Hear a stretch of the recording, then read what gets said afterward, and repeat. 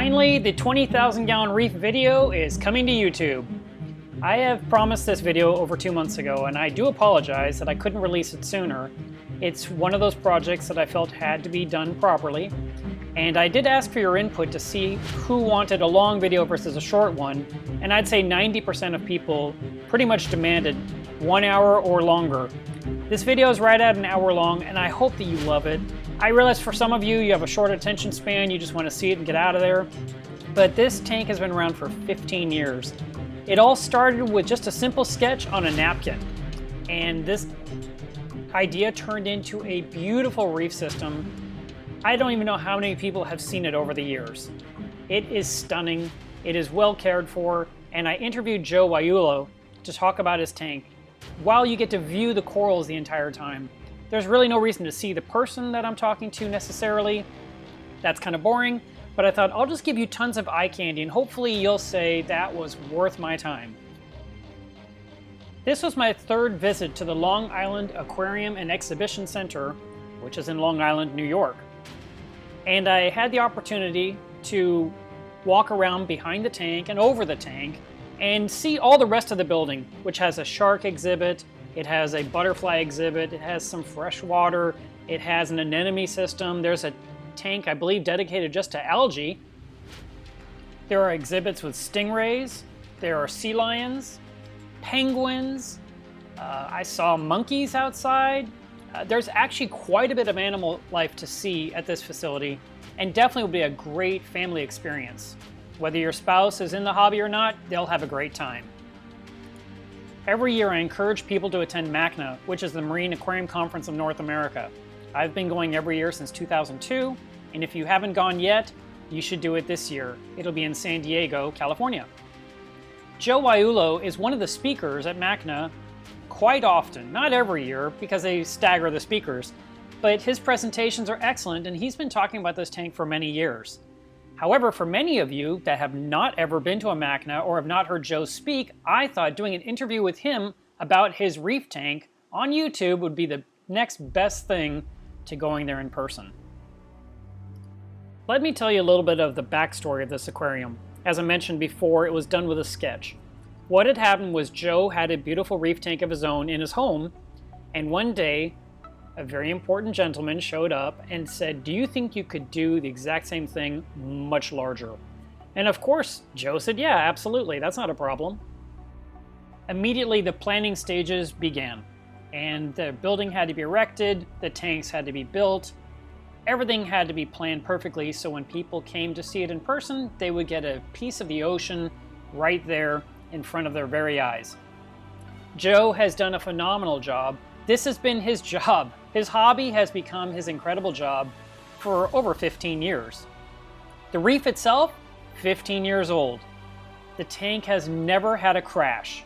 That right there makes it worthy of the century. There are so many things that can go wrong when trying to run an artificial reef system, and yet he will go into exactly what he does to avoid such risks. It's actually very interesting. Try to imagine for yourself what it's like to work in a tank that's 20,000 gallons. When you look through those windows, technically you're looking at 10,000 gallons per side, but there's no divider. That's just how the tank was built. Now when you want to get in, you have to wear a wetsuit because of the water temperature. You've got to have an air hose with a regulator in your mouth so you can breathe, and you have to be very careful working in this reef to not bump or break anything that's growing all around you. When you look from above at this tank, you actually can see some areas where there's space to move, but from the front of the tank, this reef looks full. And why wouldn't it? With all these years of growth, it's doing phenomenally well. I've been following this tank for many years, so I'm actually pretty familiar with it and what goes on, what happens when things go wrong, what happens when things are going right. One thing that won't be mentioned in this video during the interview was that a big section of the reef fell over. And I remember when Joe posted a picture and said, "I think I'm just going to leave it alone because that's natural and let's just see what it does." And of course I told him, "You're not going to leave it alone." And within a day and a half, he was in that tank picking up the rubble, moving the corals back into place, getting the rock back where it belonged because he couldn't take it. Of course he couldn't. Corals are being crushed by other corals. It was going to be coral warfare. That's not going to work for anyone that loves their reef tank and all their babies, their fish, and all the corals they've grown from frags. You might be wondering if it's possible to see a behind-the-scenes tour when you visit. Talk to the staff there and see if that can be arranged. I cannot guarantee that. I don't know. I'm friends with Joe, so maybe I got special treatment. But he does let people go back there from time to time to see the magic of how it all works. Once the interview concludes with Joe, at that point I'm going to show you quite a bit of video from behind the scenes to see how it all works and what all's going on in the background. The best part will be the top-down view. I promise. Yep. Hey, it's Joe Yaiullo here from the Long Island Aquarium and Exhibition Center. Oh, actually now we're even not the Exhibition Center, but it's birds, bugs, and butterflies. But yeah, it's our 15th year. The tank itself is 15 years old now. So I do have a disclaimer on my hippo tangs in this tank. They are pushing 18 years old and are a bit tired. Some of the yellow tangs in here are 18 years old. There's a number of fish that are originals in this tank. Some of these corals date back 25 years. Some of the lineages on some of the corals on the acropores date back to the early 90s. So there's a lot of old critters in this tank. What size is this tank?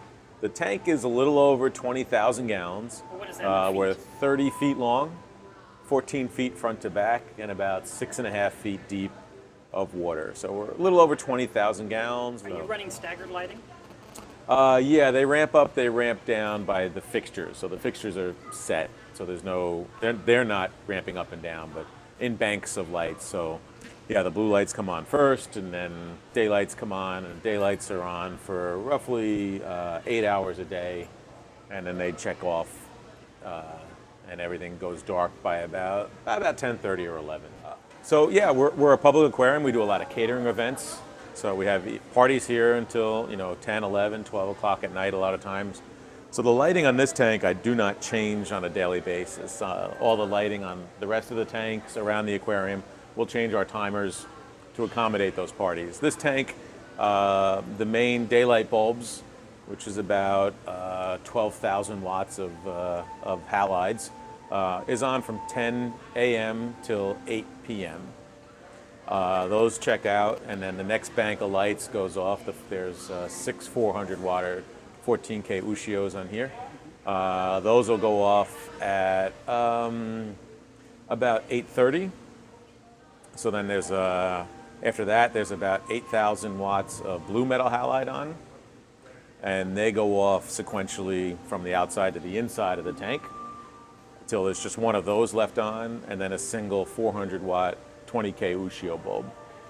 So that 1,000 watt goes off at about 10, and then the last one goes off at about 10:30. By that point, the parties are pretty well going. Most people have a good amount of drinks in them, and they've seen the tank, and they're doing their party thing at that point. So they're not concerned that it's not brightly lit at that point. But yeah, this is the one tank. It was made very clear to catering early on that this will have a set photo period, independent of the parties. So, but it accommodates them. Flow on this tank, as you can imagine, it's 30 feet long. There's a number of closed loops on the tank with the high rate filters that are doing the mechanical filtration. There's a single 5 horsepower pump that's on a closed loop. So that's doing roughly about 200 gallons per minute. So we talk per minute on volumes like this because per hour it's a big number and I get confused easier. So about 200 gallons per minute, that's on a closed loop. That goes to a few fixed return lines. 3 of those have 1.5-inch eductors on them. So they're cranking a lot of water within the system plus the flow that's coming back. That was important, adding those 1.5-inch eductors on there. They also feed, I think I've got 7 sea swirls on this tank, and they're flowing from the front of the tank across the face of the reef, and people would think, well, how can a 1-inch sea swirl be important on a tank of this size? Well, I'm cranking a lot of water through them, and you'll see the corals moving and swaying even pretty far away from those sea swirls. And like I'll notice sometimes some detritus accumulating on those turbine areas and not realize that the sea swirl in that area has stopped working or tripped or something.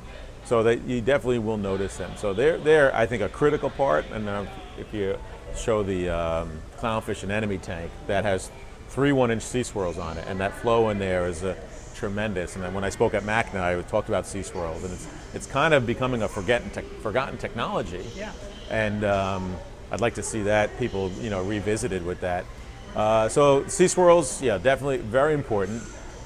Closed loops. There's a fair amount of flow in here just from the protein skimmers as far as turnover. There's about 300 gallons per minute of turnover through the 2 protein skimmers. That's pretty critical. And in the back corner, you can't see it, but it's back there. There's a huge hydro wizard. And that thing is on a pulse mode right now. So you can pulse that just like a Vortec or any of the other pumps that are out there now. So you'll see a little gentle swaying. And you can ramp that up, ramp that down. So I'll vary that flow. Right now, the video that you've been shooting is just on its normal everyday flow. We can crank that up to storm mode. I also drop another prop unit in there once in a while to storm the tank to get that detritus lifted so the mechanical filters can pull it out. That hydro wizard is also on a bracket that I can move up and down, so it can be lower in the water column or higher in the water column. And that thing, okay, Carlson Surge is getting ready to fire right now. We're seeing a little bit of some bubbles coming out on the far right there. So it's going to fire here shortly. So that's a 300-gallon vessel. That fills up in about 8 to 9 minutes off of one of the closed loops. Has an auto siphon, the way the plumbing is arranged. And then once that siphon starts, it comes out a 4-inch pipe. So it's getting ready to fire now. So the air you're seeing now is the air that's from the previous surge that broke the siphon. So it's going to blow out that air, and now there's 300 gallons of water coming out of that Carlson right now, and that's going to dump in about 35 or 40 seconds of 300 gallons. So you'll see that wave migrate across the tank. We did modify the plumbing on it to minimize the air induction into the tank. So in a few seconds here, you're going to see a little bit of a slurp, a little bit of air, and that's the siphon breaking. And that's the siphon break. And now what it's doing is it's slowly going to fill back up again in about 8 or 9 minutes. Start its siphon again. So if you have them dumping too often, then you're going to get a lot more air in your system. Right. But by having that time frame in between, it gives that air a little chance to dissipate. It's not too much air, so we're not really creating a salt creep problem. And it is something that the public likes. It engages them, and it gets them, like they see this surge and the bubbles. And but those aren't desirable. You want to minimize your bubbles, and you could get really fancy in there with automated valves and float switches and things like that to have no bubbles at all. But that's a huge, like that, the pink acropora there, that's growing very nicely right now. Knock on wood. I hope I don't jinx it. But one of my favorite corals in the tank. I got that originally from Kevin Cohen at Live Aquaria as like a thumbnail sized, but that really enjoys that flow. So that thing's getting just hammered by the standard flow in the tank, and then every 8-9 minutes it's getting blasted by the Carlson Surge device. It also has a couple of 1,000-watt lights around it, and also there's a new 500-watt max spec 500-watt LED above that right now. 14K, and it's really appreciating having that extra light, and it's sprouting very nicely right now. Okay, so yeah, the prop unit, I will drop another prop unit in the tank.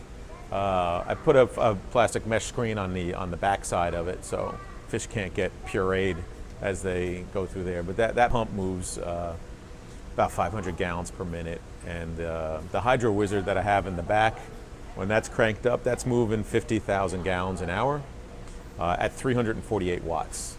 So besides it being, yeah, it's a ridiculously low amount of energy. We did just test out much larger max spec gyre in the tank. So I'm looking forward to getting them into production. We did a test run on the tank with that, and it moved a lot of water also. So yeah, putting a screen on that pump intake of the prop units is really important. So yeah, the LEDs now, they're finally man enough for this tank. So yeah, I've been playing with the max spec 300 watt, which is on the left side of this tank. That's been running now about 19 months without incident, which is wonderful. There's a 500 watt version over that nice big aquapora there, 14K. I've got a Giesman 500 watt, 12K over there. Orphic just brought me some real nice, I think they're calling them the 300. There's one in the back right corner of the exhibit right now, and I've got, Scott was very generous, and I got a couple more to hang above the tank and test that out. The question to do LEDs grow corals was answered years ago. For me, I'm kind of the old school guy still. LEDs for me, it's a very harsh, crisp light. Almost too crisp, almost too... HD. Yeah, it's too, and then when you look at some tanks, they're just very flat. They're not very dimensional. Halides to me have that warmth and texture. So I kind of feel like the old guy when CDs first came out, and like, you can't, there's no tone, there's no texture in the CD, my vinyl, So I feel like I'm that guy, but with halides. So I've yet to see a tank that's been lit by LEDs that I didn't know was lit by LEDs. That said, they definitely make some corals pop, and eventually, yes, someday this tank will be all LED. Actually, MaxSpec just dropped off a 1,000 watt LED for me to play with. I don't have it hung up here yet, but I can show you that after, and it's a monster. And if it's getting the spectrum, which their previous lamps have been running this tank beautifully. Yeah, someday it will be, but again, to me, it's not until there's that warmth and tone and texture with that light, and just not that harsh crispness. And the Magna this year, there were definitely some lights that were like really close to my eye that maybe if they were just set aside, they would suffice. But yeah. Now I noticed you don't light the back of the tank, so you can't see that there's an end. Correct. Yes. So I mean, looking at the back of the shot right now with that sprung stunner back there, I mean that's maybe 30 inches across right now. That was a thumbnail size that I got from Julian's tank when we were visiting down there, and there's a bunch of other monsters around this tank. Yeah, that green, that sprung stunner, that's only about 1.5 feet off the back wall. So yeah, the lighting, the shape of the reflectors back there, where the rockwork is, and what corals are where is to have that effect of the tank keeps going. So when I'm standing here, and even when it's just the public standing here going, wow, how big is this tank? To me, that is so much better than saying this is a big tank, because there's no judgment. They can't see corners and they can't see the back wall. So yes, that was by design. I could have easily done the rockwork up to the back wall, and it would look like a big tank. But you would say, yeah, this is a big tank. And but also now this affords me flow. I can run water around this tank. So very important for even the fish too. They're not locked into like this one space. There's a lot more space for them, and lots more space in the rockwork for water flow going through also. Like this stand of yellow turbinaria here started out with 6 small hobby-sized pieces, and until recently, about maybe a year and a half ago, it was at the same height as that upper ridge. This whole stand was at the same height, all the way across, all the way down, and all the way forward. So for me, what was happening was the tank was looking small at that point, because the corals were very close this way. They were very tall up that way, and you couldn't see past them.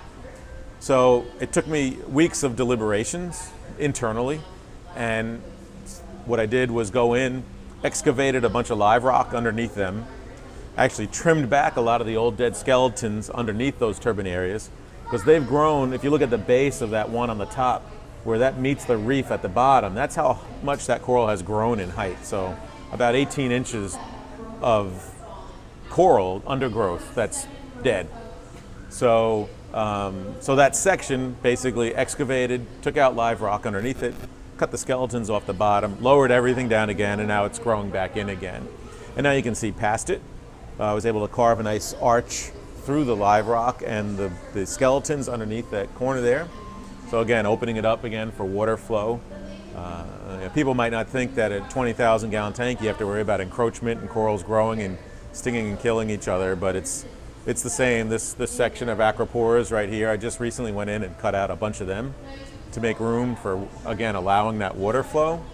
Something like that's really important for any tank, but it's also really important for maintaining your interest in the tank.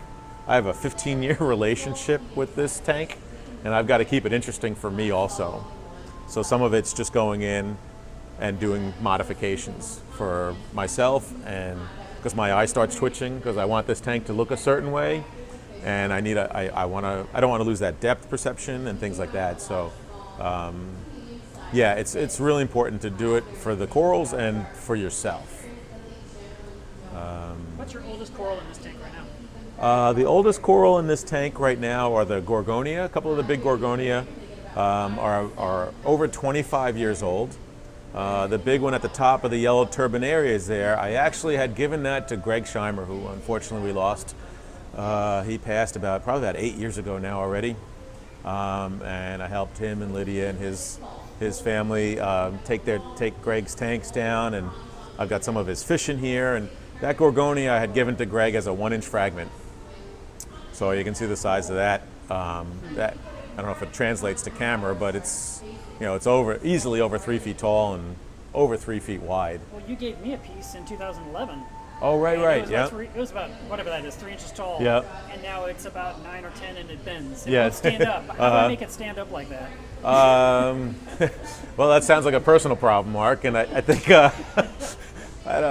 I don't feel comfortable answering that question. But no, I think it's also, well, I mean, you have great flow in your tank, so that would be my first suggestion. Is that flow? Well, or not enough usually, you might see, but it might be getting. Has it started like branching out also? This way, and there's a vortex blowing across, so it might be blowing it over. So yeah, if it's not getting the randomness, like if you watch this one, is between the different things, it's getting it from all sides, kind of thing. So yeah, like some of the corals, like where the Carlson surge fires out, you'll see they're going to grow either into that current or arch away from it, kind of thing. But yeah, these amazing anemones. Yeah, some of my favorites. That's the heteractis, the magnifica. The parent one is up top on the left. In fact, the burger acropora now I got to prune that down. Can't see. I'm starting to lose my view of those anemones, and now the tank visually is starting to end there. Yeah. Right. So that again, that's gonna have to get sculpted. But yeah, the parent anemone is up top, and they started splitting years ago. And I used to have acroporas and Monte Caps up there, and I gave them priority. I'm just like, if my magnificas want to keep splitting, they win. That's their. So they've just been marching down. There's probably 8 or 9 there right now. The little baby on the front ledge here is from there, and I think they're making the leap. There's actually a gap between that rockwork There's not. And not anymore. Not anymore. And so yeah, they have free reign of the tank. I used to have the rose bubbles in here, but they were like just literally giant Aptasia in this tank.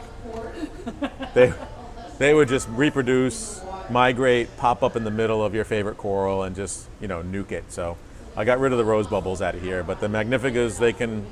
In fact, probably if we go up top after, one of them is in the middle of splitting right now. Oh, nice. And yeah, we do propagate them a little bit here and there. But yeah, that's the ridge. But yeah, just looking at that burger acropora now. That's the staghorn. Yeah, and that was originally from Joe Berger's tank, and but when it was originally planted, it was down where the brown acro is. 16 inches tall. So it's nice, but right now I'm looking at it going, all right, my eye's starting to twitch. I'm losing my perspective on the tank. Like it's closing off that groove there, right? So I like that view of that groove. So I have my disclaimer on my hippo tanks. They're 18 years old. If you want to see nice ones, I have them in the 6-year-old ones in the clownfish tank over there. I do know how to keep hippo tanks, but yeah, even in this tank, there's probably 6 of the yellow tanks, or probably 6 of the originals from when we opened. So they're about 18 years old now. Yeah, and they tend to have the habit of being in the forefront of anybody who shoots a video. So, But They're hideous. when I do have to catch them out, they go into our propagation tanks, and as a To make kind of like an old folks home where they can go and still graze algae, and little retirement home. But yeah, it's a lot of maintenance on this tank in some ways, and in some ways it's not. It's kind of like a big tanker. So like, you know, when a big oil tanker wants to turn, they don't just turn. They got to start turning well ahead. Yes. And so this is for me is really just, I've got an idea of the path I want it to be on, and it's just as it goes to the left a little bit, I got to just nudge. So you really just, on a tank like this, you just want to keep nudging, like, and not get caught short or over somewhere. Otherwise, it's just so hard to compensate because of the volume. So right now, I'm probably doing maybe about 5% a week water change. How much is that? So that's about 1,000 gallons. A week? A week, yeah. We are using natural seawater that we truck in. We mechanically filter it. It in itself is not great for reef keeping. It's good, but it's low in everything that we want. So normal supplementing on the tank takes care of that. I'm in the process of setting up some big holding tanks in the back to switch over to the ESV salt, but I need a place to mix it. Wow. So I'm looking forward to doing that. But I've got big pool filters on here, big sand filters that need backwashing. I primarily backwash them with fresh water, and then I can rinse them with a little bit of tank water just to flush out that fresh water. Or sometimes I don't, if the salinity's, depending on where the salinity is, or if I'm going to do a water change of, say 1,000 or 2,000 gallons, say 10% that's kind of scary numbers when you say, oh, I'm going to do a 10% water change, and it's 2,000 gallons. Like that's the numbers still freak me out after 15 years of doing this. But if say I want to do a water change, I can backwash my filters at the same time, discharge that salt water, top off so. Yeah, the water changes, I've definitely reduced them through the years because the supplements have gotten so much better over time. So I'm a big kalkwasser fan. I always dose a lot of kalkwasser. How much a day? Yeah, this tank, I take 2 big deli cups of calcium hydroxide. I put that into 55 gallons of water, 2 cups of vinegar. That all goes in. It's constantly stirred with an Eheim submersible pump. And that'll last me maybe 30 hours. Oh. So 55 gallons a day. Roughly, yeah. Yep. Wow. Roughly. Yep. And with 2 huge deli cups of calc in that. So that plus a little slow flow going through a calcium reactor is so that keeps my alkalinity, my pH within reason. You mentioned 2 skimmers. Yes. Now, how often do you have to clean out the skimmer? Or is it self-washing? Yeah, no, I wish.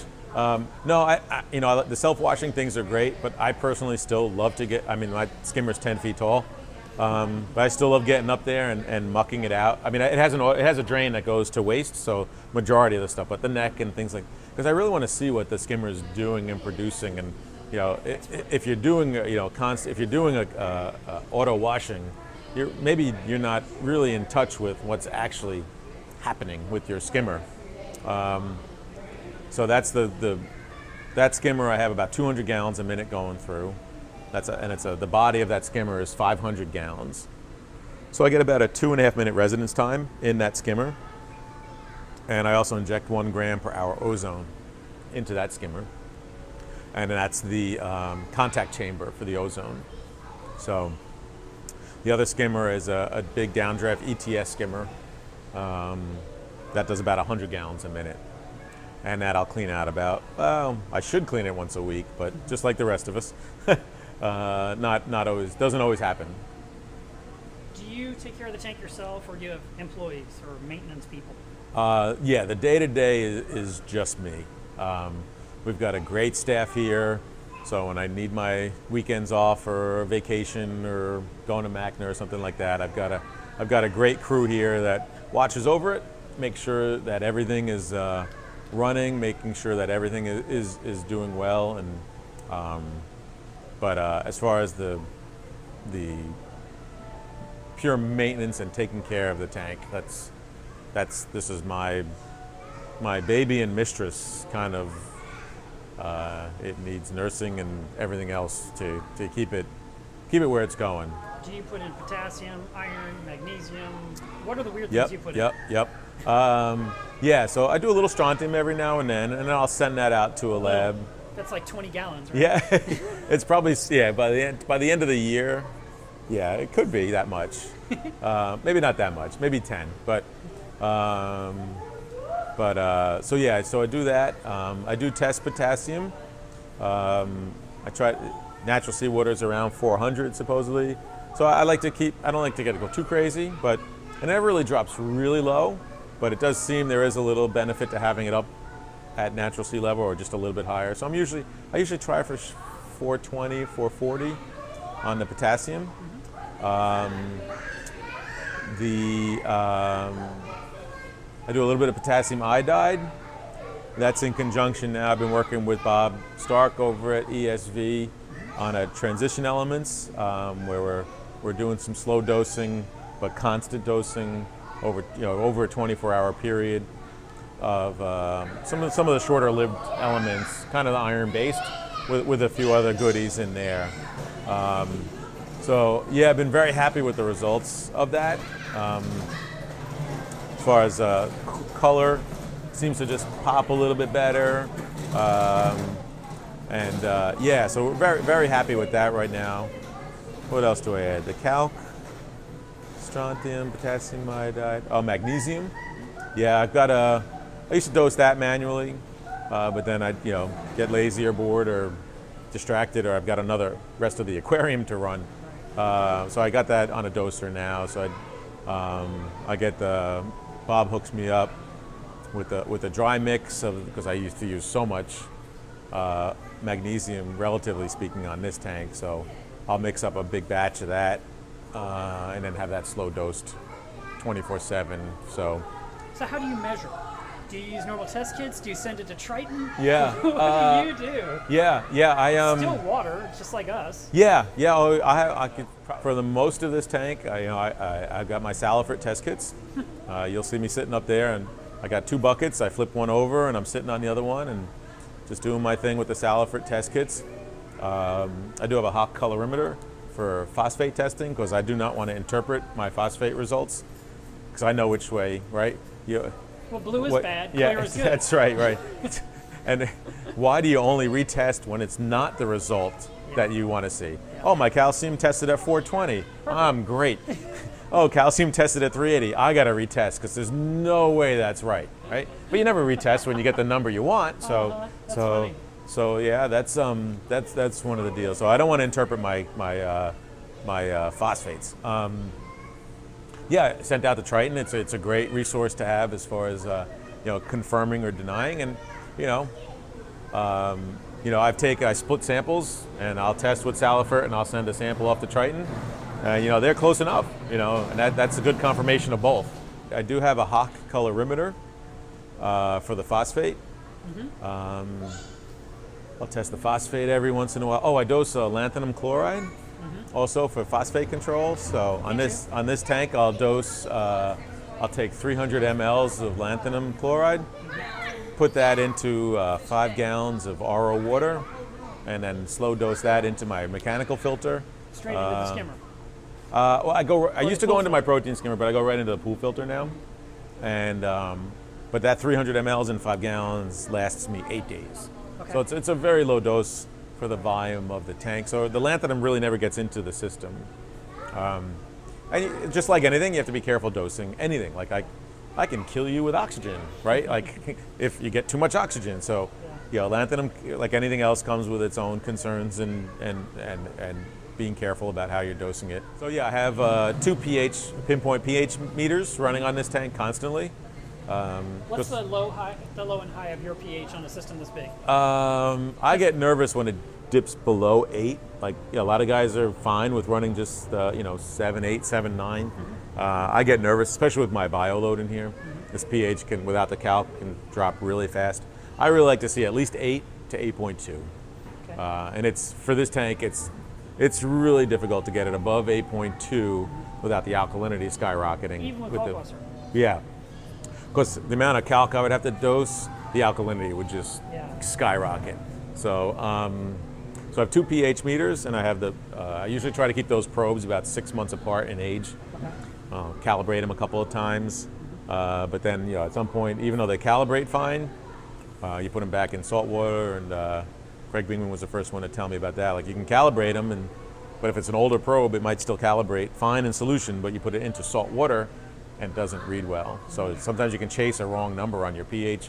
That's why I have my Salifert test kit. Every once in a while, I take out the pH test kit. That's funny. And test the pH, Yeah. just to say, because unless those reagents are old, that kit's going to tell you pretty much where your pH is at. So does a tank this big have a controller?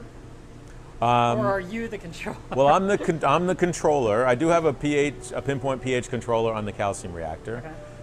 And Terrence will be happy to hear this. I am finally hooked up my Apex. So how many pumps does it run? None. How many lights are you? Well, I'll plugged in? show you the empty. None. I'll show you the empty power strip. Right. So That's exactly. So I'm getting there, but so now what is wonderful is I can remotely look at my pH and my ORP and my temperature. They have a new And that's return good. pump. Yes. Oh yes. You could. Absolutely. Oh, yeah. so you can get texts. I'm almost too far the other way on the automation end of things. Yeah. I really like things simple. I really like staff to be in touch with what they're doing. That said, yes, it's to have some of this remote sensing as another layer of protection to stay ahead of a problem. What happens in a power outage? Wonderful. What happens to the tank normally? How much water drains out? Right. I'll lose a little bit because my sump now with the Carlson surge device and a series of bigger tanks above, so I have a little bit more headwater on this tank than the sump can handle. So, it'll need to get topped off a little bit. But we have security here after hours. If there's an outage, one of us is coming in. No automatic generator? Not automatic. We do have a generator. We have to be here anyway. Okay.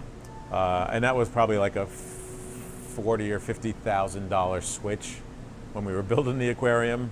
And it was like, well, and a lot of our pumps are 3-phase. So once there's an interruption, you got to come in and manually restart a lot of them anyway.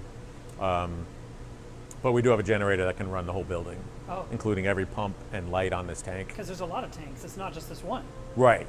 People because of The sharks. I mean, everything. Yes, every exhibit that you see here, especially within this building, I can run everything off that generator. Wow. And that's like there's 20 horsepower pumps, there's 25 horsepower pumps, so it's a beast. Of course, we minimize what we're running so that the fuel lasts longer and all that stuff. But yeah, if I needed to, and I have in the past, this tank's run over 20 hours on the generator, and when we've had some bigger outages. But yeah, someone has to be here anyway to make sure that everything is restarting. So, but yeah, it's a beast. It's a beast. In 15 years, have you ever had a crash? No, knock on wood. No crashes. Of course, there's always challenges. A fun day was when I realized that I had acro-eating flatworms. I just thought it was some damsels stripping extra tissue to lay eggs, and then realized what I was up against. But that was probably, the way time flies. That might have been 10 years ago, 8 years ago maybe, with the flatworms. I don't remember. But I've become the main predator on them, and I go in there and I hose some of the corals off with fresh water and flush them off and kind of eliminate them that way. So that was probably one of the darkest moments for me in this tank with all this acropore. It was just like, because that was early on when people were saying, you got to pull them all pull your acros out. And so just become the main predator of them, and they can handle having some. It's just when they get too many. So yeah, it's not the death sentence that it was thought to be. Are you done vodka dosing? No, I still do some vodka dosing. One of the things that we're working with with Bob on the transition elements is actually putting a carbon source in with that iron to affect that. So as I've been transitioning onto transitions, I've been lowering my vodka dosing. Okay. And I know it's a good thing, but that doesn't mean the corals agree with me right away. So, just because you think it's, or it's, even though it's something better, you want to do everything slow, methodical on a reef tank, not none of these quick changes and things like that. So, so I am still dosing a little bit of vodka for the nitrate control. I did do a run with the transitions, and the nitrate stayed the same. So, yeah, so that's a carbon source. Okay. That will help me eliminate needing the vodka dosing. Now I see a lot of fish. Yeah. What's a fun thing you feed? Like you do a pumpkin once a year? Oh, we'll hang some pumpkins, jack-o'-lanterns in here. A lot of tanks love to scrape on them and things like that. Feed a variety of the foods, spirulina flake foods. Pellet food? Yeah, the new era pellets, the new I'm drawing a blank. Do you do bananas? The Spectrum. I use bananas. No, I don't. Potassium. Yeah, that's exactly. There you go. The New Era and the New Life Spectrum is one of the other pellets that I really like. But New Era's got some nice pellets. They got a great flake food also. I feed a lot of. These are all products we can buy. I'm talking about fun foods, like broccoli or romaine lettuce. Yeah, no, I don't. Do you put anything in here? I don't do any of that. Nothing for Christmas? Nothing really for Christmas. Log? Yeah. Well, we have the big log from New Era. They have the tube that they sell, the little ones for the little suction cup, and you put it on your glass. Yeah. I hang. Yeah, I have. It's about. It's a brick? Yeah, it's like 3-inch diameter and a foot long, and I'll cut sections of that off, and I can do that after too. I can hang that in the tank, and they love to graze on that. Putting corals in this tank, it's kind of the same standard methods that you would use. Some stick epoxies. Everybody has their particular brand. I just use one that we get through the marina next door here. It's an underwater epoxy, stick epoxy, same thing. You just knead it together, and it does its thing. Smaller stuff I can go in with the tubeless super glue, the thicken glue, and dive in there and do them at the same time. And a lot of zip ties, a lot of plastic cable ties, and just kind of zip them into place and let the corals grow over them. Nice. So yeah, that's pretty standard stuff. I try to get in the tank every week, but that doesn't happen. So I'd say on average, I try to get in every 10 days or so. Wetsuit? Full wetsuit, because I'm usually in there. Oh yeah, so I leave the scuba tank up top. There's a long regulator hose, and I'm just wearing some extra weight. So it's more of a careful walk around the tank. So no fins or anything like that. Full wetsuit, booties, because I'm usually in minimum is 3 hours. And then my record is 9 for one day. But 3 to 5 is kind of the average between getting in to really get the glass. I have company coming every day, right? So it's not like your home tank where you can let glass glow a little bit. Aunt Mabel's coming and I better clean. Like I have visitors coming every day, so we got to keep our tanks really clean. So I can do a lot of that from the front with the big magnet. Long cleaning poles, but you got to get in there and scrape every once in a while. Between the pruning, the propagating, cleaning, just everything you do on a home tank. But right now we're standing, even at the glass, those corals are 12 feet away from us. So I tell people, when you go home, stand 12 feet away from your tank and let me know how your corals are doing. So yeah, it's part of the roughest part of my job is I have to dive in my tank. Yeah, it's really, I know, like a lot of sympathy. I don't know where you could actually stand. I mean, I try to see paths, but yeah, there's a couple of valleys, that's it. Yeah, and it gets a little compressed looking from the front. Yeah. But there's there is room here to scoot across the front ledge on the bottom. Same thing down there. I can contort myself past this spot here. Yeah. I can kind of I have to prune here. I got to step over that stuff now to get to that groove. I can walk along the whole back. Yeah, that 1.5 foot in the back you talked about. Yeah, that's great for flow there, and then walking through the others grooves.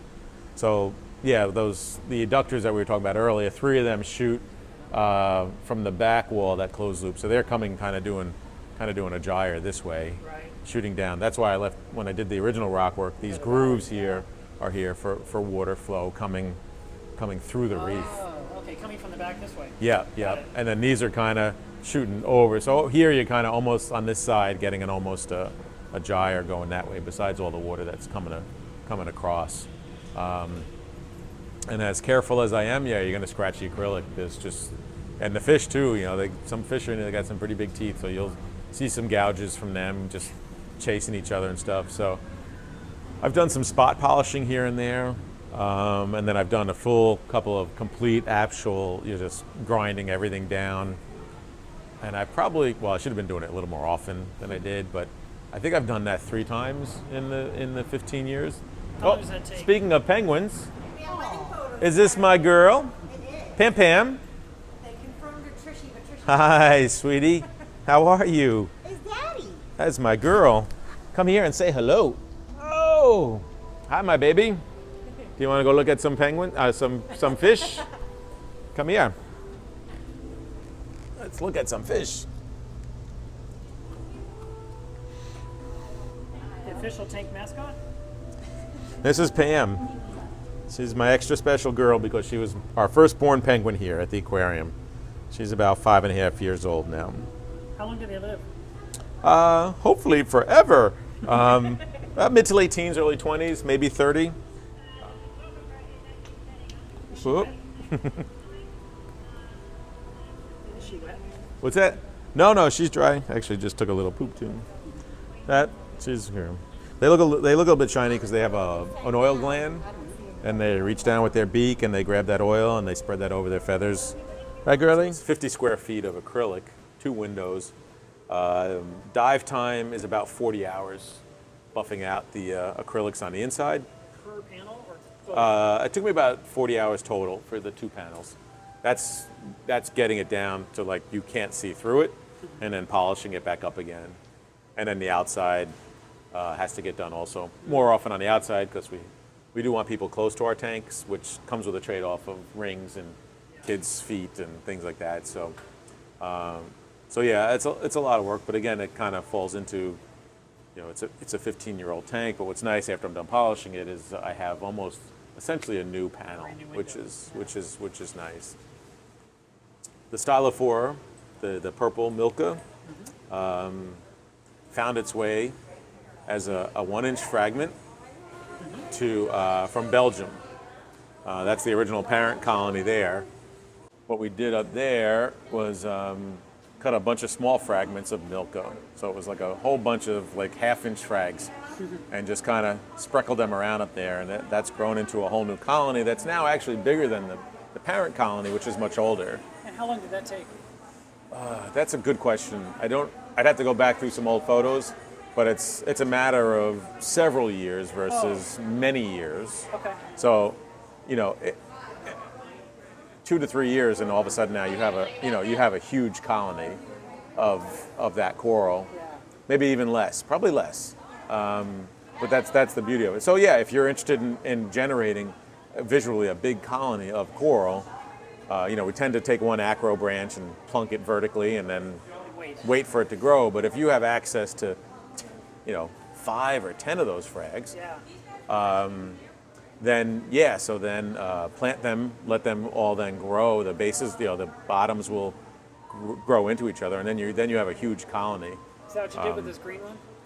The green one is actually, that's an old one. That's that one, but that's what I did with the one down here on the windowsill. This was a series of just, that originally I had given to a guy in our Reef Club years ago as a 1-inch frag. He got out of the hobby, brought it back to me. It was maybe about the size of a softball, a little bit bigger. And that's just been there for quite a few years. And you'll see wherever there's green, stylos here and Reef Gen and everything else all came from that colony. So yeah, it's a great way of growing the acros, or if you have a long branch of an acro, just slice it like you would slice a salami, and then take those discs and plant them around. Those axial polyps will grow out of each slice, and you'll have a whole colony. So if you have one longer piece, just cut it in chunks and glue them in. And once those bases fuse together, you have a bigger and more stable colony. Because that's one of the problems in this tank too, is these corals get so big they actually collapse under their own weight. Yeah. Which is kind of a natural fragmentation in the wild.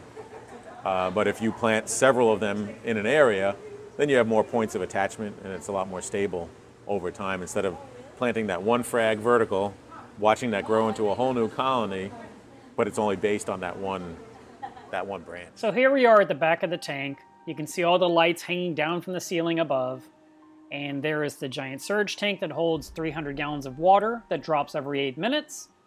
And there's a bunch of tanks on the top where corals, cuttlefish, some other fish are in captivity up here for various projects going on within the facility.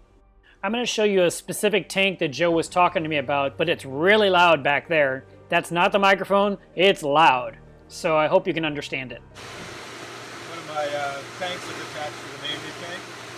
So all these tubastria here started out as single polyps. So I've been growing them up. I originally got them from Matt Mondell, so from his tank. As single polyps. I've been growing them out for a while now. You can see this. Look at that. That's great. And if you look real close in the system, you'll just see lots of little orange dots. I do. So Some right there. Yeah. So these are all the babies now that have been spawning and finulating. And you got some black sun coral over here. Yes, very happy with them. This is the black tubastria. Yeah, I used to have this one. And knock on wood. You know you're doing something right when you can grow sun corals like that. Here is the front panel of the tank looking down from above. You can see the fish swimming under those sea swirls that have the moving nozzles. The surface, of course, is busy. There's reflection, so it's a little bit hard to see. But Joe actually has a trick to make the water glassy clear, and you're going to see that coming up here in a moment. I just kind of wanted to give you that view that I saw when I was up there on the gantry. These gantries are suspended from cables from the ceiling, and when it rains outside, believe it or not, I saw rain dripping down into this area, into the tank. It's all being filtered out. The fish, when you look from above, are thick and healthy. The flow is very obvious. What's really cool about being buddies is that I got to see various pumps being turned on and off to show the wave action or even surges.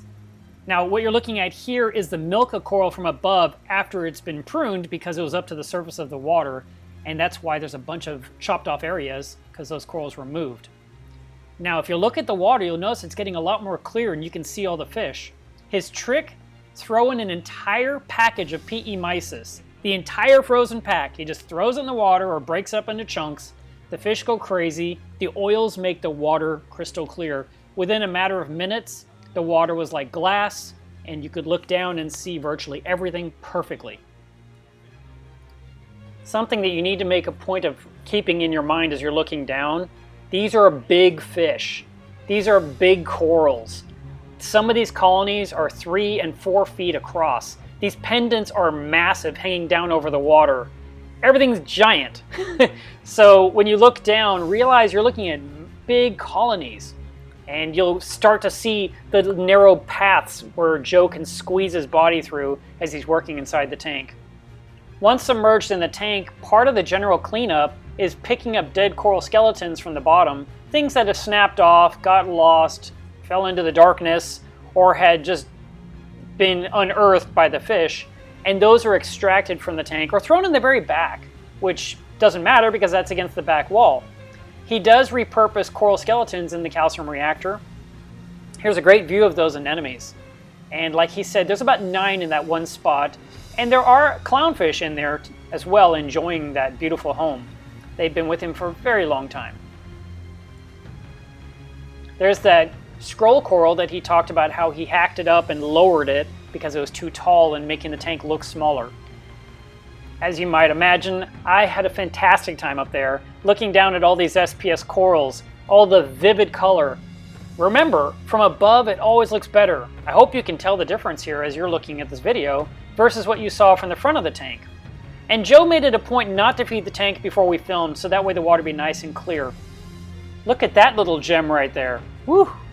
So a few years ago, I sat on that gantry. I'd found a whole bucket of fish food, and I thought, boy, can I feed these fish? And Joe said, sure, go ahead. But you know what people are like when you feed their tank. They only want you to put a little bit in. Sitting cross-legged on the gantry, and I'm throwing in one pellet at a time into the reef while the fish go crazy. I had so much fun doing that because I could throw in so many pellets and not get in trouble. When it sucks in that air, that's what breaks that siphon. So it's a knock on wood. That's probably been running for 12 years now, and I've never touched it. That's awesome. And slurp. You can see how little air actually on the end of the burp. Just a little bit. Just that little boop, and it's done. At this point, Joe had turned off all of the flow, so that way the water could be very still. There's a little bit happening, and I'm going to blame the fish for this part, but there's probably something running. For example, that surge tank that he said has been running nonstop for 12 years without any touching it. These Heteractis magnifica anemones are fantastic. And of course, I can't blame him one bit for having a whole bunch of them in his reef. And I was looking around for the clownfish because I knew they had to be in here somewhere. But look at the milka. Look at the Pasillipora, look at, well, I can't even tell you what everything is because I was so busy staring and filming, I didn't ask enough questions. That's a gorgeous staghorn on the left. There's some Monopora capricornus down there, maybe foliosa. And this is the very back side of the reef in the corner, the part no one can see, so really it's appreciated by those that are working from above. Okay, look really closely. Ah, there's one.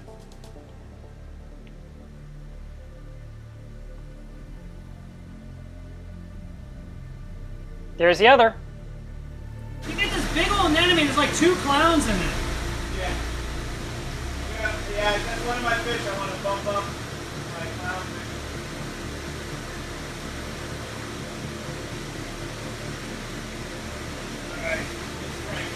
Not enough Nemos. Using the Hydro Wizard, Joe is now demonstrating the wave action of a single pump in this 20,000 gallon reef. Look at how high those waves are rising. That's about a 6-inch rise and fall. And listen in. And we'll be able to see that from the front too. But you think about it, it's one pump. That's what I was saying. It's one pump doing all this right now, right? One pump.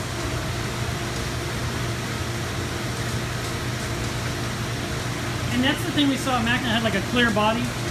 Kind of looks like a cone or a horn. Yeah, the smaller ones. This thing's about this big in diameter. Right. And that big, but it takes a minute or so to get the oscillation really going. You can see the anemone starting to rock. Yeah, I do now. I'm really scared.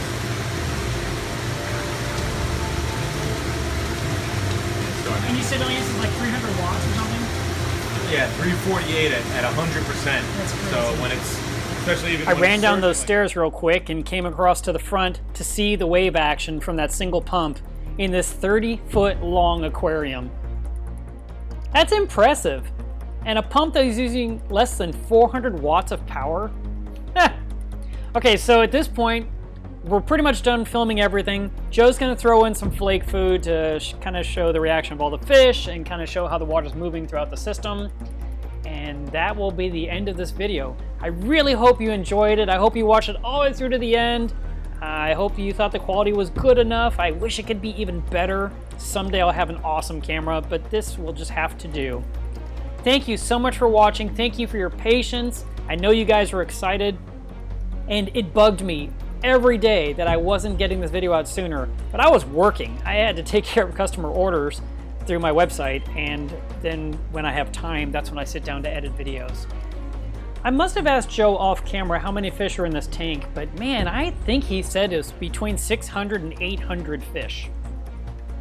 Now at night, after lights out, or when that one 400 watt metal halide bulb is shining down in 20K mode, 20,000 Kelvin, that's when a lot of the spawning events happen, and the fish will do their magic mating dances and come together and send their eggs and sperm flying everywhere. And a lot of times, other hobbyists in this industry enjoy getting the opportunity to see that spectacle in person. Thank you for watching. If this is your first time seeing a video on my channel, please be sure to subscribe, like, and share it with others. Now that this one is done and off my plate, you can expect plenty of videos this year.